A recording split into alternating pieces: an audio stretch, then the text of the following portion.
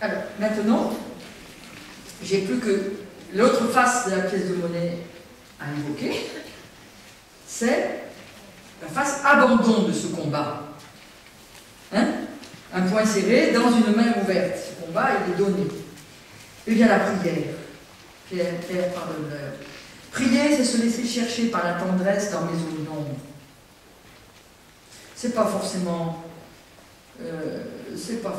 facile. Timothy Radcliffe, si vous avez lu un peu de ses bouquins, c'est un religieux, hein, qui a été maître de l'ordre des Dominicains, il dit, pour moi, c'est l'activité la plus fatigante de l'homme. Est-ce que ça nous fatigue beaucoup, la prière? Est-ce qu'on est fatigué, épuisé par l'avoir prié? Je vois des messieurs qui disent non, peut-être des dames aussi. Je ne crois pas que ça nous ait encore suffisamment épuisé. En même temps, c'est du repos. En même temps, c'est du repos. Un travail se fait dans le repos. Prier, c'est pas monter vers lui, figure de Judas, c'est le laisser me rejoindre, descendre vers moi. Ça, c'est reposant. C'est se laisser chercher par lui comme Zachée. Ça suppose un esprit non marchand, non volontariste, mais un esprit de pauvre. C'est Monseigneur Etchegaray, toujours vivant, qui a écrit des bouquins sur l'âme, vous savez? Vous avez lu ça? C'est magnifique. Il faut une âme de pauvre pour prier, bien plus, il faut sentir la morsure de la pauvreté pour bien prier.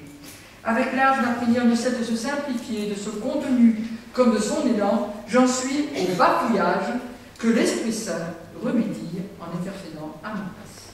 Ça, c'est tout romain. Tout Saint Paul romain. La prière, elle nous met devant le vide, comme les femmes au tombeau.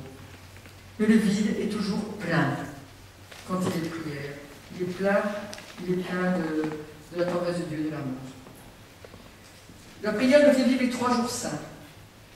Le jour du cri, le vendredi, on peut prier avec les psaumes. Le jour du samedi, alors pour revenir à Xavier Thénault, que vous connaissez ici, Xavier Thénault, il explique beaucoup ces 3 jours saints. Et il dit le samedi, c'est le jour de l'attente, c'est le jour où quelque part Dieu se cherche pour savoir s'il y aura la résurrection le lendemain, ça ne pas dans le plan de Dieu, mais bref, l'histoire, il imagine. C'est surtout qu'il nous faut savoir attendre 3 jours pour pouvoir vivre la Pâque. Et 3 jours, c'est un chiffre plein. Donc pour pouvoir vivre la Pâque du dimanche, l'Alléluia du dimanche, il va nous falloir savoir attendre 3 jours entre le cri, le rien et l'Alléluia. Donc 3, c'est un chiffre plein, ça peut voir 77 fois 7 fois, c'est-à-dire sans fin. Dans le sens symbolique des 3 jours saints que nous font vivre la liturgie.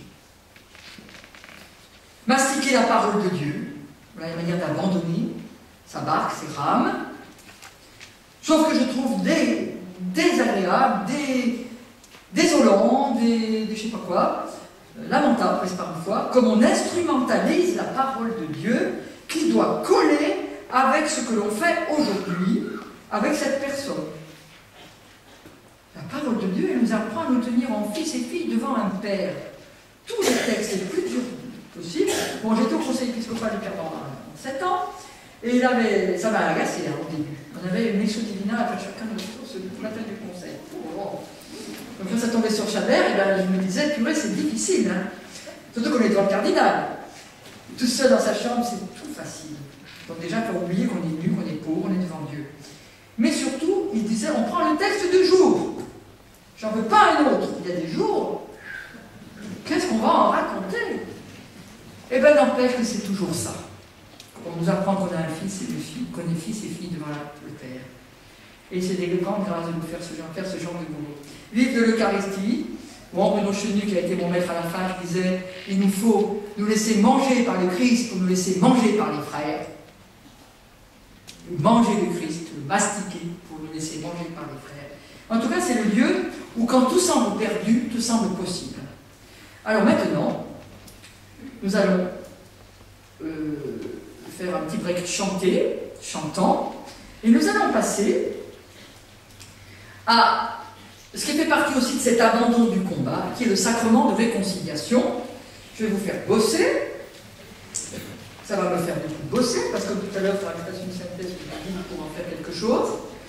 Et puis, vous allez être obligé ensuite de voir, dans l'action pastorale, qu'est-ce que vous en faites? Qu'est-ce que vous en feriez de tout cela? pour extirper les gens de la honte, de la culpabilité. Avant d'avoir chanté, il est juste ce que j'avais pensé, enfin 47 ou 45.